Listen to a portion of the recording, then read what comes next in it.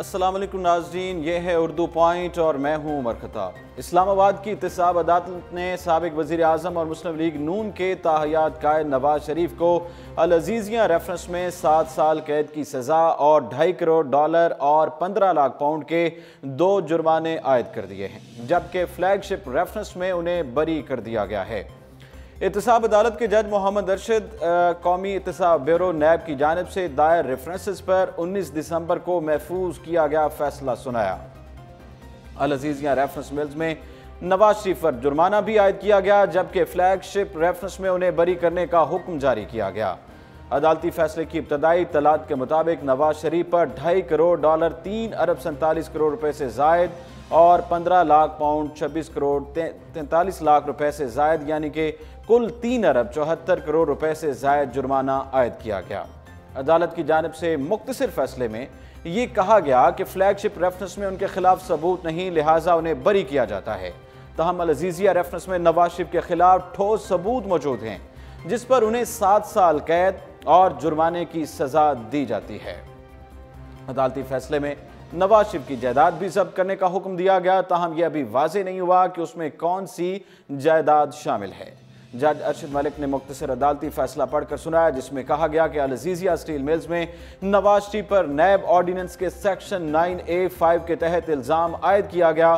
फैसले के बाद नवाज शरीफ को कमरा अदालत से ही गिरफ्तार कर लिया गया। इस पर बात करने के लिए अभी हमें ज्वाइन किया है इसार राना साहब ने, जो कि सीनियर सहाफ़ी और तज्ज़िया निगार हैं। सर अस्सलाम वालेकुम। जी वालेकुम सलाम। सर कैसे हैं आप? जी अल्लाह का शुक्र, आप ठीक हैं? सर आज एक अहम फैसला हुआ है। अल अज़ीज़िया रेफरेंस में नवाज शरीफ को 7 साल की कैद सुनाई गई है और फ्लैगशिप रेफरेंस में बरी कर दिया गया है। आप इस फैसले को किस तरह देखते हैं? देखिए, जो आज का फैसला है, अब इसमें एक बड़ा दिलचस्प फैसला है, क्योंकि एक में उनको मासूम करार दिया गया और एक में उन्हें गिल्टी करार दिया गया। तो मैं समझता हूँ कि ये तो नून लीग और पीटीआई के वर्कर्स के लिए भी एक बड़ा इम्तहान है कि वो किस फैसले को कंडेम करें और किस फैसले की तारीफ करें। तो लेकिन मैं ये समझता हूँ कि ये एक आज जो फैसला है ये एक अलमिया है, और अलमिया इस हवाले से है कि हमारी कौमी लीडरशिप जो है वो आखिर कब तक लोग उनसे मोहब्बत करेंगे और लीडरशिप उनकी मोहब्बत के बदले में दौलत समेटने को अपना फर्ज समझेगी, या वो ये समझेंगे कि आज मियां नवाज शरीफ साहब ने एक जुमला कहा कि मैं भी इंसान हूँ और मैं पत्थर नहीं हूँ। तो काश जब वो वजीर आजम थे तो तब वो इंसान होते और पत्थर ना होते। ये लोग जब इक्तिदार में होते हैं तो ये पत्थर होते हैं, और जब इक्तिदार से बाहर आ जाते हैं तो ये इंसान बन जाते हैं। और यही इनका अलमिया है, और ये वो अलमिया है जिससे ना नवाज शरीफ सीख सके, ना अब मौजूदा हुक्मरान सीखना चाहते हैं। इसी बात में मैं ऐड करना चाहूंगा कि मरियम नवाज ने ट्विटर पर जो है ना तनकीद की और कहा कि ये इंतकामी फैसला है। अब उन्होंने ये नहीं बताया कि कौन सा फैसला इंतकामी है, इनको बरी करने वाला इंतकामी है कि इनको जेल करने वाला फैसला इंतकामी है। सर जेल करने वाला फैसला जो है ना उसके बारे में उन्होंने बताया। जी मैं वही कह रहा हूँ ना, मुझे पता है, मैं तो एक तंजन बात कर रहा हूँ कि जो इनके हक में हो वो फैसला ठीक है, जो मुखालफत में हो वो इंतकामी है। बात ये कि इन लोगों को आज तक ये बात, अब शायद कहीं जाके शायद अगर चंद बड़े और फैसले ऐसे हो जाएं तो लोगों को इस बात का यकीन आ जाए कि ये जो मुल्क है इसके अंदर कभी कभी इंसाफ जितना मर्जी कमजोर हो लेकिन अल्लाह की पकड़ मौजूद रहती है जी। और अदरवाइज तो ये मुल्क ताकतवरों का और वडेरों का मुल्क है। ये कानून, ये इंसाफ, ये सारा निजाम, ये सब इनकी बांदी है, इनकी गुलाम है, नौकर है इन ताकतवरों की। तो अगर अब कहीं कहीं कभी कभी कोई फैसला ऐसा आ जाता है तो वही इस पे हैरानगी होती है कि मुल्क में ताकतवरों के खिलाफ भी कोई बात ऐसी हो सकती है। सर इसका आप क्रेडिट किसको देंगे, ये जो इस तरह का ताकतवरों के खिलाफ ये जो फैसला आया है? देखिए भाई, बात ये है कि जो पाकिस्तान है ये अलीट क्लास का एक गोल्फ क्लब है, और इसमें वो अलीट क्लास आपस में खेलती रहती है। उसे कभी ये जमहूरियत का नाम दे देते हैं, कभी ये इसे लिबरलिज्म का, रोशन ख्याली का, कभी कुछ। ये एलीट क्लास की जंग है जो आपस में जारी है। इसका गरीब 20 करोड़ आवाम से कोई ताल्लुक नहीं है। मुझे एक बात बताएं कि इमरान खान साहब ये कहते हैं कि जी दो नहीं एक पाकिस्तान।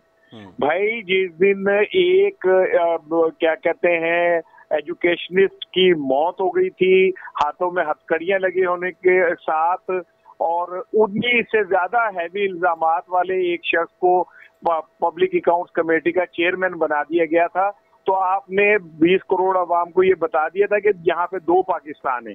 एक ताकतवर का पाकिस्तान है जो बड़े, जिसपे बड़े ज्यादा इल्जामात थे, और वो टाई लगा के और वो तमकनत के साथ असेंबली में जाके बैठा। अफसोसनाक बात है कि उसकी तस्वीर भी वायरल हुई थी कि उसकी डेथ होगी, उसके बाद भी उसकी हथकड़ी वैसे की वैसी है। हाँ जी, वो इसलिए ना कि वो ताकतवर तबके का आदमी नहीं था जी। ताकतवर तबके के आदमी के लिए तो प्रोटेक्शन ऑर्डर जारी हो जाते हैं। ताकतवर तबके के लिए तो पूरी पार्लियामेंट अपने इख्तलाफात भुला के उनके पीछे खड़ी हो जाती है। वो शख्स जो कल तक अदालतों को मतलूब था, आज वो पब्लिक अकाउंट्स कमेटी में बैठ के FIA को और नैब वालों को तलब कर रहा है। कहाँ गया इंसाफ, कहाँ गया एहतसाब, कहाँ गया नून PTI के दावे और नारे? ये सब फ्रॉड है, झूठ है। ये सारे लोग एक ही हैं। कुछ लुटेरे पीपल्स पार्टी में, कुछ लुटेरे नून लीग में, कुछ लुटेरे जो हैं वो PTI में बैठे हुए। सर PTI ने ये पहले मौक़िफ़ अपनाया था कि हम उनको चेयरमैन नहीं बनाएंगे क्योंकि उन पर जो खुद केसेस चल रहे हैं, तो फिर आखिरकार उन्होंने मुस्लिम लीग नून की जिद को मान लिया। Because they have no choice जी। उनके पास वो एक शेर है कि ये क्या कि सूरज पे घर बनाना और उस पे साया तलाश करना। भाई आप कौन से नजरियात की बात कर रहे हैं, कौन से इखलाकियात की बात कर रहे हैं? आपके जो वजीर दिफा है उस पे भी नैब का केस है। आपका जो राइट हैंड है उस पे भी एक कौम जो भूखी मर रही है, एक कौम जिनके पास खाने को नहीं है, उनके लीडर का बेटा 70 करोड़ रुपए की फ्रेंचाइज खरीद लेता है मुल्तान क्रिकेट टीम। ये मजाक नहीं है तो और क्या है? ये गरीबों को बेवकूफ बनाने का एक धंधा है जमहूरियत, और ये सारा कुछ। इनका कोई ताल्लुक नहीं है जमहूरियत से, इन लोगों का कोई ताल्लुक नहीं है अवाम से। ये ताकतवर लोग हैं। कल को अगर फर्ज करे कि नवाज शरीफ की का कोई NRO मिल जाता है, भाई शहबाज शरीफ को तो सियासी NRO मिल गया ना, और NRO क्या होता है? शहबाज शरीफ को NRO मिल गया, वो अब जब चाहे इजलास बुला के और बैठ जाएगा। आप बुला लें उसे तफ्तीश के लिए, वो नहीं जाएगा। उनको आपने घर दे दिया, उनकी कोठी को सब जेल करार दे दिया। ये गरीबी है जिन्होंने मरना है क्या कहते हैं जेलों के अंदर और बंद कोठड़ियों के अंदर। क्या ये गरीबों के खाते लिखा गया है? आपका कहना है कि सर यहाँ पे दोहरा मयार है और इस दोहरे मयार को खत्म करना चाहिए अगर हम कानून की बालादस्ती चाहते हैं? भाई चाहिए, कैसे चाहेंगे? को करने वाला ही नहीं है, किसी की विल ही नहीं है। ये सब एक ही हैं, एक दूसरे के मुफादात का ख्याल रखते हैं। इक्तिदार में कभी कभी भाइयों की गर्दनें भी कटवा दी जाती है, बाप को भी जेल करवा दी जाती है, लेकिन ये कि अदरवाइज ये एक दूसरे के मुफादात के जामिन है। वो पंजाब यूनिवर्सिटी के और सरगोदा यूनिवर्सिटी के PhD डॉक्टर्स जिन्हें जेल भेजा गया 70-70 साल के नवासियों वाले, पोते पोतियों वाले, जिन्होंने सारी जिंदगी तालीम दी, उनके लिए तो कोई प्रोडक्शन ऑर्डर जारी करने वाला नहीं है। इनके लिए 1 मिनट में प्रोडक्शन ऑर्डर जारी हो जाता है, और ये असेंबलियों के कॉरिडोर में टाइयां लगा के ऐसे फिर रहे होते हैं कि जैसे इन्होंने पाकिस्तान के लिए पता नहीं कितनी बड़ी खिदमत अंजाम दी। अच्छा सर, मैं आखिर में आपसे सवाल करूंगा कि नवाज शरीफ की गिरफ्तारी के बाद मुस्लिम लीग नून का रद्द-ए-अमल क्या हो सकता है? और गुज़िश्ता दिनों इन्होंने बात की थी कि अवामती राब्ता मुहिम चलाएंगे, आप क्या कहेंगे इस पे? ओ भाई, चे पिद्दी शोरबा, इन्होंने क्या अवामी राब्ता मुहिम चलानी है? ये इनकी जमात, ये सारे जो हैं दूध पीने वाले मजनू हैं, खून देने वाले मजनू नहीं है। 3 बार का वजीर आजम जिसने 35 साल इस मुल्क के ऊपर इक्तिदार लिया हो, और वो कहता हो जी मेरे से बड़ा खादिम कोई नहीं है, मैंने कौम के लिए क्या किया, और जब उसे जेल होती है तो एक शहर में उसके हक में रैली नहीं निकलती। इससे उनकी अवामी मकबूलियत का अंदाजा कर ले। अवाम राब्ता मुहिम चलाएंगे, इनसे इस जुमले से ही अंदाजा कर ले कि जिन लोगों को अवाम से राब्ता करने के लिए मुहिम चलानी पड़ती है वो अवाम में कितने करीब होते हैं। सर बहुत शुक्रिया। इसार राना साहब सीनियर सहाफ़ी तज्ज़ियानगार हमारे साथ मौजूद थे और उन्होंने नवाज शरीफ की गिरफ़्तारी के हवाले से जो है हमें तफसीलात से आगाह किया, तज्ज़िया पेश किया कि उनकी गिरफ़्तारी के बाद जो है नून लीग जो है, जो उन्होंने कहा था कि अवामती राब्ता मुहिम चला सकते हैं, तो उन्होंने कहा कि अब फ़ैसला आ गया है उनकी गिरफ़्तारी का, तो एक रैली भी किसी शहर से नहीं निकली, तो उनकी मकबूलियत का अंदाज़ा इस चीज़ से लगाया जा सकता है। वाज़ेह है कि साबिक़ वज़ीर आज़म Nawaz Sharif Al-Azizia steel mills reference में एहतसाब अदालत के फैसले के खिलाफ इस्लामाबाद हाई कोर्ट से रजू कर सकते हैं। अदालती फैसले के मौके पर नवाज शरीफ के वकील ख्वाजा हारिस ने उन्हें अडयाला जेल के बजाय लाहौर जेल मुंतकिल करने की इस्तदा की गई है। ख्वाजा हारिस ने कहा कि नवाज शरीफ दिल के आर्जे में मुब्तला हैं और उनके डॉक्टर्स लाहौर में हैं, जिस पर जज अरशद मलिक ने रिमार्क्स दिए कि नवाज शरीफ की दरख्वास्त पर फैसला मेडिकल रिपोर्ट की बुनियाद पर होगा। इसके बाद अदालत ने नवाज शरीफ की अडाला जेल की बजाय कोट लखपत जेल मुंतकिल करने की दरख्वास्त मंजूर कर ली गई है। इससे पहले अल-अज़ीज़िया और फ्लैगशिप रेफरेंस का फैसला सुनने के लिए साबिक़ वज़ीर आज़म नवाज शरीफ एहतसाब अदालत पहुंचे थे, जहां उनके हमरा हमजा शहबाज शरीफ और कारकुनों की बड़ी तादाद मौजूद थी। अदालत में पेशी के मौके पर एहतसाब अदालत के बाहर कारकुनों के रश के बाद धक्कम पेल देखी गई और पुलिस और कारकुनों के दरमियान कशीदगी भी देखने में आई, जिस पर पुलिस की जानिब से कारकुनों को मुंतशिर करने के लिए आंसू गैस की शेलिंग और लाठी चार्ज किया गया, जबकि लीगी कारकुनों ने भी पुलिस पर पथराव किया। अदालत में पेशी से कब नवाज शरीफ ने फार्म हाउस का दौरा किया, जहां वकील ख्वाजा हारिस और हमजा शहबाज ने उनसे मुलाकात की। इन अदालती केसेस के तवील सिलसिले में शरीफ खानदान ने मनी लॉन्ड्रिंग, टैक्स चोरी और ऑफशोर असासे छुपाने के इल्जामात का मुकाबला किया और आज के अदालती फैसले से करप्शन के केसेस का ये तवील सिलसिला खत्म हो गया। उधर फैसले के पेश नज़र एहतसाब अदालत के तरफ सख्त सिक्योरिटी के इंतजाम किए गए थे और रेंजर्स, पुलिस, कमांडोज और दीगर कानून नाफिज करने वाले इदारों के एहलकार तैनात थे, जबकि रजिस्ट्रार की इजाज़त के अलावा किसी को कमरा अदालत में दाखिले की इजाज़त नहीं दी गई थी। ख्याल रहे कि वफाकी दारुल हुकूमत में दफ़ा 144 नाफिज है और इस्लामाबाद और रावलपिंडी इंतजामिया ने मुख्तलिफ दाखिली रास्तों पर नाकाबंदी कर रखी है।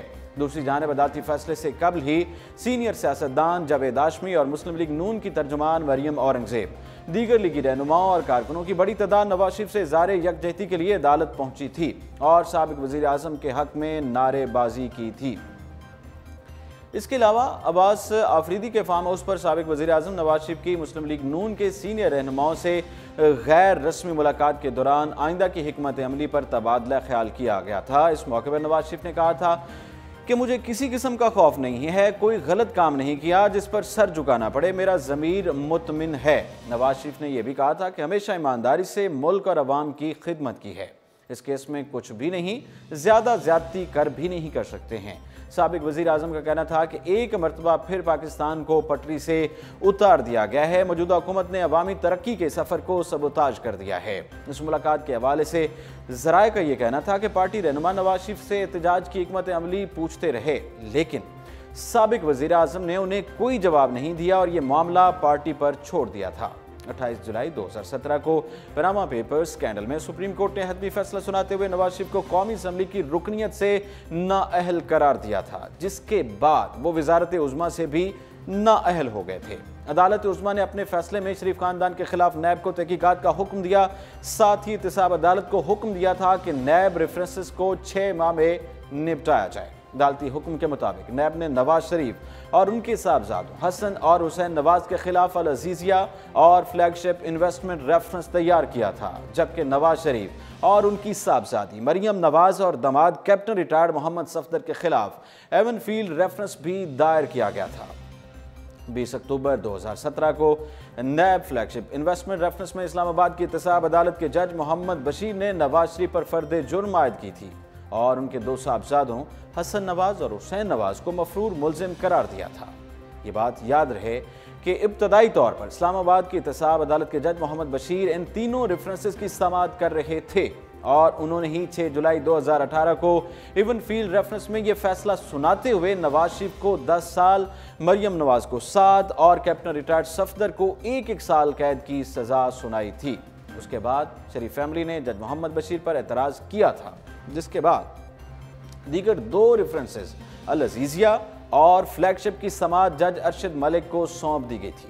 अगरचे एवनफील्ड रेफरेंस की बात की जाए तो साबिक वज़ीर आज़म नवाज शरीफ, उनकी साहबजादी मरियम नवाज और कैप्टन रिटायर्ड मोहम्मद सफ्दर की जानिब से अपनी सज़ाओं के खिलाफ इस्लामाबाद हाई कोर्ट में अपीलें दायर की गई थीं, जिन्हें 16 जुलाई को समाअत के लिए मुकर्रर कर दिया गया था। इसके बाद इस दरखास्त पर समाअतों के बाद से 19 सितंबर 2018 को इस्लामाबाद हाई कोर्ट ने एवनफील्ड रेफरेंस में साबिक वज़ीर आज़म नवाज शरीफ, उनकी साहबजादी मरियम नवाज और दामाद कैप्टन रिटायर्ड मोहम्मद सफ्दर की सजाओं को मुअत्तल करते हुए उनकी रिहाई का हुक्म सुना दिया था। जस्टिस अतर मिनल्ला और जस्टिस मियां गुल हसन पर मुश्तमिल हाई कोर्ट के 2 रुकनी बेंच ने सजा मुअत्तली की दरखास्त मंजूर करते हुए मुख्तसर फैसला सुनाया था। फैसले में यह कहा गया था कि दरखास्त दहिंदगान की अपीलों पर फैसला आने तक सजाएं मुअत्तल रहेंगी, जबकि नवाज शरीफ, मरियम नवाज और कैप्टन रिटायर्ड सफ्दर को 5-5 लाख रुपए के मुचलके जमा कराने का हुक्म भी दिया गया था।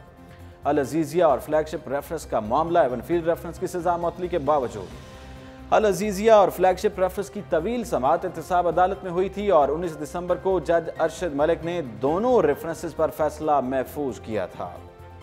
वाज़ेह रहे कि एहतसाब अदालत की जानिब से हसन और हुसैन नवाज के खिलाफ दोनों रेफरेंसेस में मामला सऊदी अरब में अल अजीजिया और हिल मेटल स्टैब्लिशमेंट और बरतानिया में फ्लैगशिप इन्वेस्टमेंट के क़याम से मुताल्लिक है और इन रेफरेंसेस में एहतसाब अदालत ने नैब ऑर्डिनेंस 1999 के सेक्शन 9A5 के तहत साबिक वज़ीर आज़म पर चार्ज किया था। नैब के खसूसी प्रोसिक्यूटर का ये कहना था कि इस केस के नतीजे में ये मालूम करने की कोशिश की गई है कि ये कंपनियां किस तरह और किस ज़राए से कायम की गई हैं।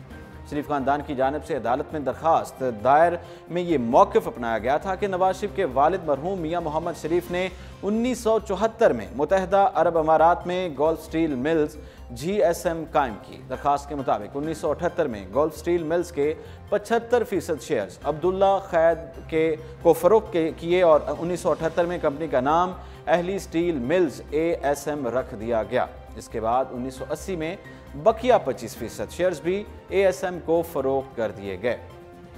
इस फ़रोख्त से 1 करोड़ 20 लाख दिरहम हासिल हुए, जिससे कतरी शाही ख़ानदान के साथ सरमायाकारी में इस्तेमाल किया गया। इसके बाद शरीफ खानदान की जलावतनी के दौरान मरहूम मियां शरीफ ने सऊदी अरब में अल अजीजिया और हिल मेटल स्टैब्लिशमेंट और बरतानिया में फ्लैगशिप इन्वेस्टमेंट और 16 दीगर कंपनियां कायम करने के लिए हुसैन नवाज के लिए 54 लाख जबकि हसन नवाज के लिए 42 लाख दिरहम फराहम किए। ताहम प्रोसिक्यूशन के मुताबिक शरीफ खानदान इन कंपनियों के क़याम के लिए फराहम किए गए फंड्स के ज़राए बताने में नाकाम रहा, जिसके बाद ये आमदन से ज़ायद असासों का मामला बनता है।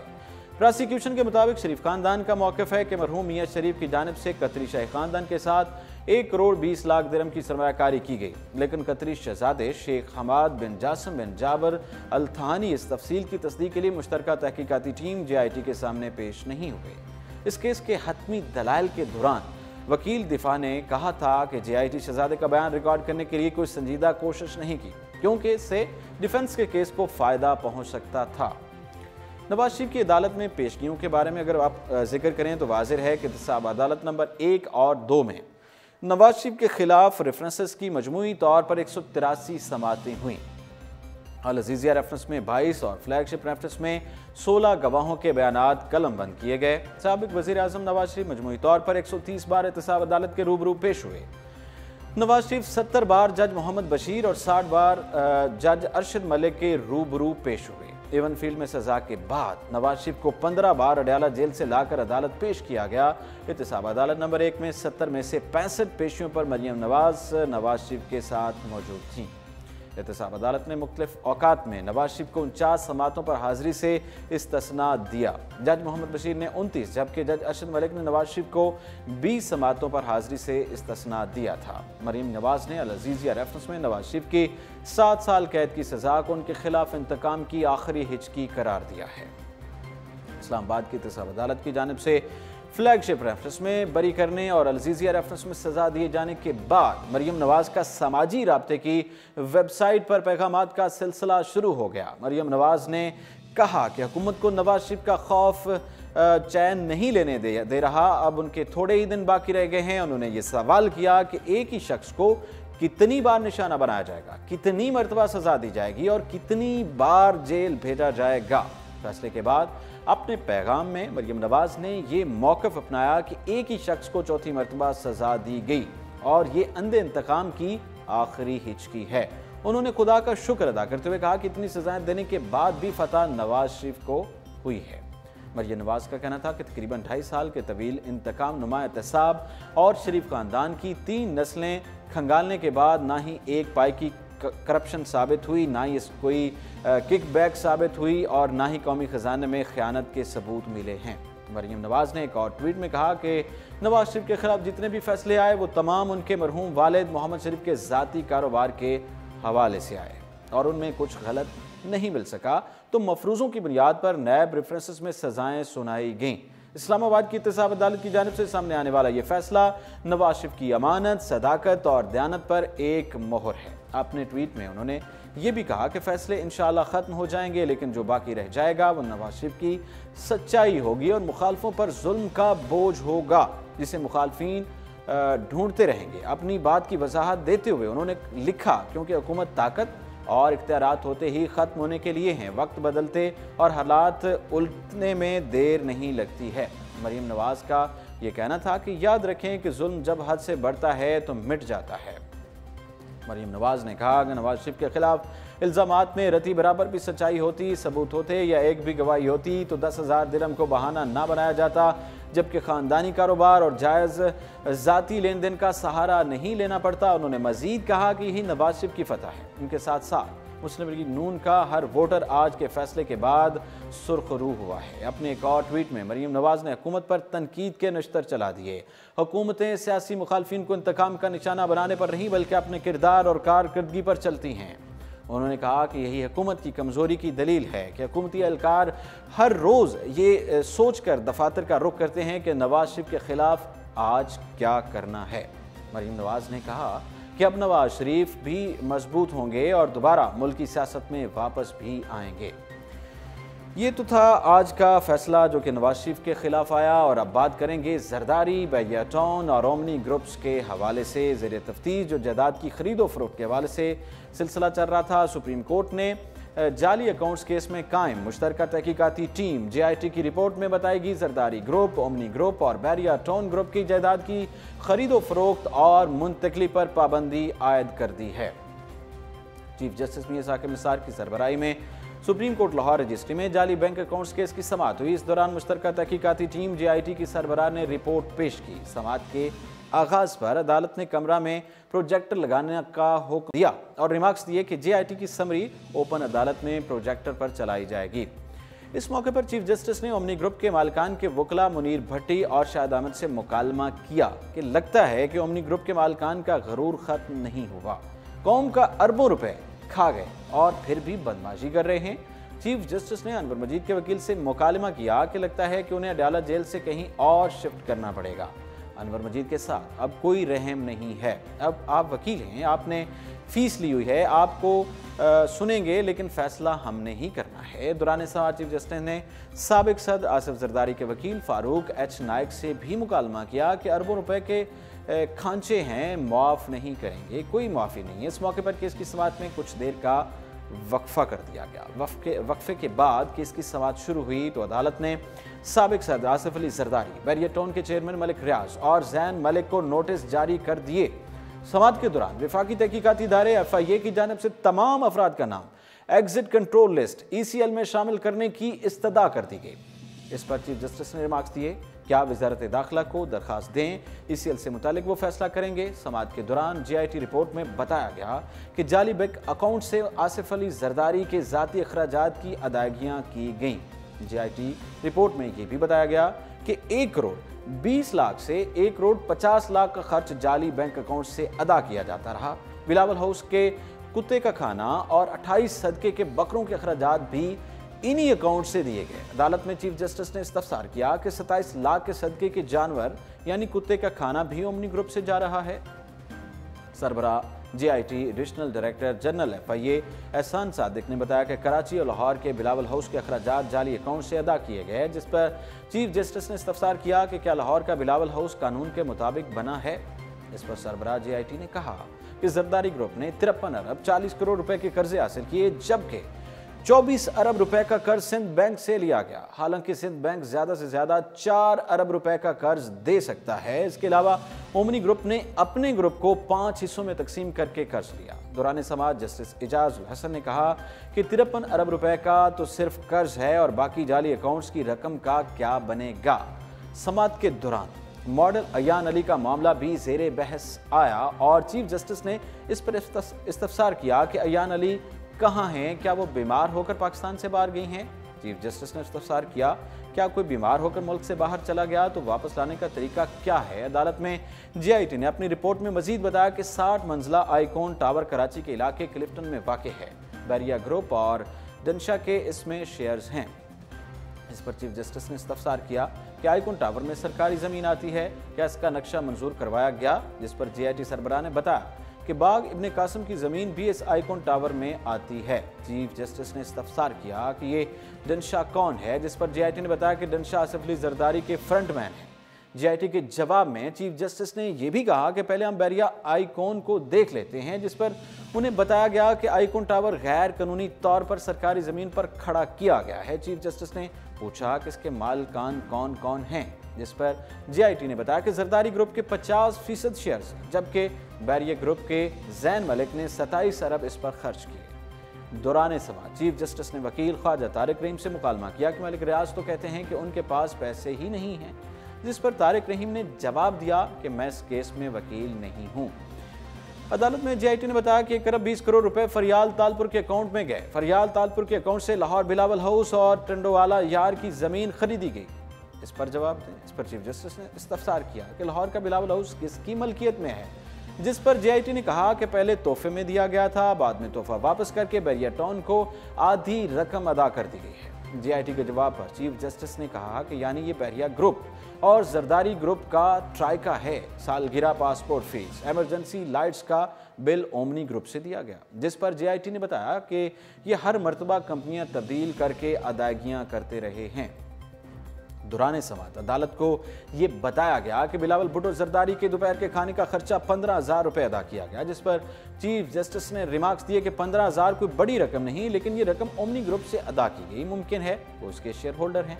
इस पर GIT ने बताया कि हो सकता है कि वो शेयर होल्डर हों और फिर वो जाहिर कर दें। अदालत को GIT बताया कि पहले ये 23 कंपनियां थी और 2008 से 2018 तक 83 कंपनियां बन चुकी हैं। समाअत के दौरान चीफ जस्टिस ने इस्तफसार किया कि मलिक रियाज किधर हैं, हम किसी के बताने के मोहताज नहीं हैं, अगर वो ना आए तो पकड़वा सकते हैं। चीफ जस्टिस ने कहा कि बैरिया टाउन के मुलाजमीन को तनख्वाहें अदा नहीं की जा रही, बिजली के बिल अदा नहीं किए जा रहे, क्या हमें समझ नहीं आती। उन्होंने कहा कि कोई कितना भी बीमार हो और पेम्पर के साथ आ जाएगा प्रोसिक्यूशन को, बल्कि उन्हें खुद ये सब साबित करना होगा। समाअत के दौरान चीफ जस्टिस ने कहा कि वो वज़ीर आला सिंध को कह दें कि वो अपना कैंप ऑफिस इस्लामाबाद में कायम कर लें और तमाम दस्तावेजात भी अपने हमरा साथ ले आएँ। दौरान समाअत चीफ जस्टिस ने अनवर मजीद के वकील शाहिद हामिद से मुकालमा किया। अनवर मजीद कहते हैं कि अकाउंट्स की तफसीलात SECPC से ले लें, क्यों ना अनवर मजीद को इस्लामाबाद में ही रहने दिया जाए। इस पर शाहिद हामिद एडवोकेट ने कहा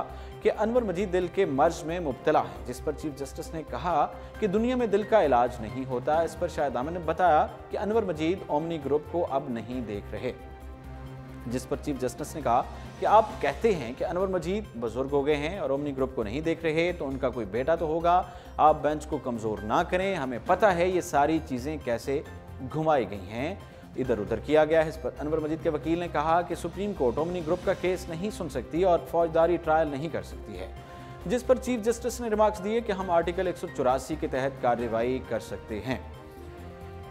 इस मौके पर सुप्रीम कोर्ट में पेश की गई रिपोर्ट पर अदालत ने रिमार्क्स दिए कि जाली बैंक अकाउंट्स पर GIT की रिपोर्ट को हतमी और मुकम्मल करार नहीं दे सकते हैं।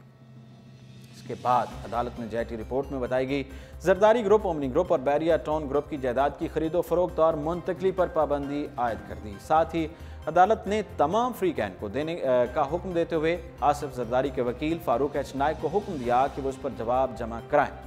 जिसके बाद अदालत ने मज़कूरा केस की समाअत 31 दिसंबर तक मुलतवी कर दी। याद रहे कि 2015 के जाली अकाउंट्स और फर्जी लेन देन के मुकदमे के हवाले से पाकिस्तान पीपल्स पार्टी के शरीक चेयरमैन आसिफ जरदारी और उनकी बहन फरियाल तालपुर और उनके कारोबारी शराकतदारों से तहकीकात की जा रही हैं। इस सिलसिले में FIA ने मरूफ बैंकर हुसैन लवाई को गिरफ्तार किया था, जिसके बाद माह अगस्त में जाली अकाउंट्स केस में ओमनी ग्रुप के चेयरमैन अनवर मजीद और उनके बेटे अब्दुल गनी मजीद को भी गिरफ्तार किया गया था। 7 सितंबर को सुप्रीम कोर्ट ने साबिक सदर मुमलिकत और उनकी बहन की जानिब से मुबैना तौर पर जाली अकाउंट्स के जरिए अरबों रुपए की मनी लॉन्ड्रिंग किए जाने के मुकदमे की तहकीकात के लिए ज्वाइंट इन्वेस्टिगेशन टीम JIT तश्कील दे दी थी। इस JIT ने साबिक सदर आसिफ अली जरदारी, उनकी बहन फरियाल तालपुर से तहकीकात की थी, जबकि चेयरमैन पीपल्स पार्टी बिलावल भुट्टो से भी मालूमात हासिल करने का फैसला किया गया था। इसके अलावा हम बात करेंगे IMF के हवाले से। IMF से मुज़ाकरात, मुगालते का शिकार, दीगर रास्तों की तलाश जारी। Islamabad international monetary fund IMF से मुज़ाकरात में शामिल हुकाम का कहना है कि IMF के मुतालबात बहुत ज़्यादा हैं, जिसकी वजह से फ़ंड्स की मुंतकली में ताख़ीर होने के इम्कानात ज़ाहिर किए गए हैं। मीडिया से गुफ्तगू करते हुए उन्होंने ये बताया है कि IMF से हमारी बातचीत दुरुस्त समत में नहीं जा रही, अब हमारे पास खुद कुछ करने का ही ऑप्शन है। IMF से मुज़ाकरात की मालूमात रखने वाले वजारत खजाना के सीनियर हुकाम ने मुज़ाकरात की हालिया तस्वीर को धुंधला करार देते हुए कहा है कि IMF की जानिब से पेश करदा एडजस्टमेंट को अमल में नहीं लाया जा सकता। इसी वजह से हुकूमत परेशानी का शिकार है, क्योंकि IMF का प्रोग्राम वर्ल्ड बैंक और एशियन डेवलपमेंट बैंक समेत आलमी मालियाती मार्केटों से ज़खायर हासिल करने के लिए ज़रूरी है।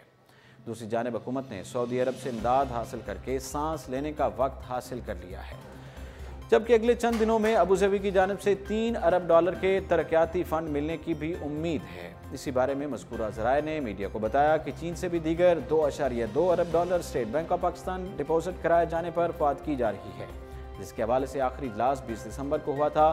ताहम चीन से मिलने वाले ये फंड्स मशरूत होंगे। हालिया खसारा $1 अरब फी महीना है और इन रकूम की आमद से हुकूमत को मजीद वक्त मिल जाएगा। वजारत खजाना के हुकाम ने मीडिया को बताया कि इन रकूम से हुकूमत को 1 साल का वक्त मिल जाएगा। ताहम IMF का प्रोग्राम हर सूरत में नागुज़ीर हो गया और हुकूमत को उम्मीद है कि 1 साल की मुद्दत में IMF की पोजीशन को भी तब्दील करने की कोशिश की जाएगी। एक और ज़राए का कहना था कि ये मुमकिन है कि IMF हमारी हालत देखकर वापस आए और हमें गिरने से बचा ले। मुश्किल तरीन मुज़ाकरात के बाद शायद वो किसी पॉइंट पर आएंगे और मुआहदे पर दस्तखत कर देंगे।